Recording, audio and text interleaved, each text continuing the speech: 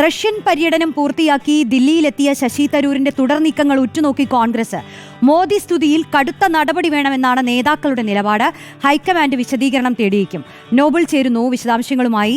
നോബിൾ, മോദിയെ തുടർച്ചയായി പുകഴ്ത്തിയതിലൊക്കെ ശശി തരൂരിന് ഒരു വിശദീകരണം നൽകേണ്ടി വരുമോ?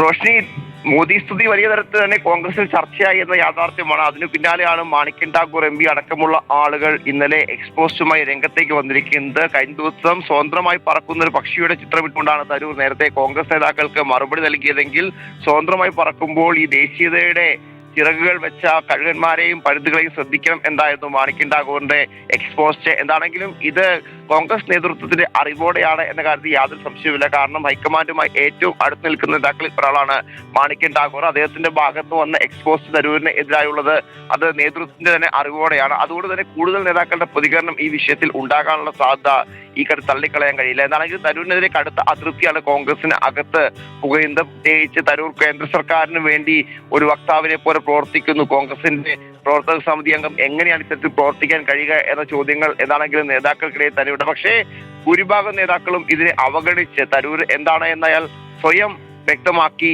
പുറത്തേക്ക് പോകട്ടെ എന്ന നിലപാട് ഒരു വിഭാഗം നേതാക്കൾക്കുണ്ട്. അതുകൊണ്ട് തന്നെ ഭൂരിഭാഗം നേതാക്കൾ, പ്രത്യേകിച്ച് മല്ലികാർജ്ജുൻ ഖാർഗെ അടക്കമുള്ള ആളുകൾ കഴിഞ്ഞ ദിവസവും അതിനെ അത്ര തരത്തിൽ വ്യാഖ്യാനിക്കാതെ അല്ലെങ്കിൽ അത്തരത്തിൽ വില നൽകാതെ തള്ളിക്കളയുകയാണ് ചെയ്തത്. സ്വാഭാവികമായും ദേശീയ നേതൃത്വത്തിന്റെ പ്രധാന നിലപാട് അവഗണിച്ച് മുന്നോട്ട് പോവുക എന്നുള്ളത് തന്നെയാണ് തരൂരുമായി ബന്ധപ്പെട്ടുകൊണ്ട്. തരൂർ ഇന്ത്യയിലേക്ക് മടങ്ങിയെത്തിയിട്ടുണ്ട്. ഇനിയിപ്പോൾ വിദേശകാര്യ സ്റ്റാൻഡിംഗ് കമ്മിറ്റിയുടെ, പാർലമെന്റ് സ്റ്റാൻഡിംഗ് കമ്മിറ്റിയുടെ യോഗം ഇന്നിപ്പോൾ ഉണ്ട്.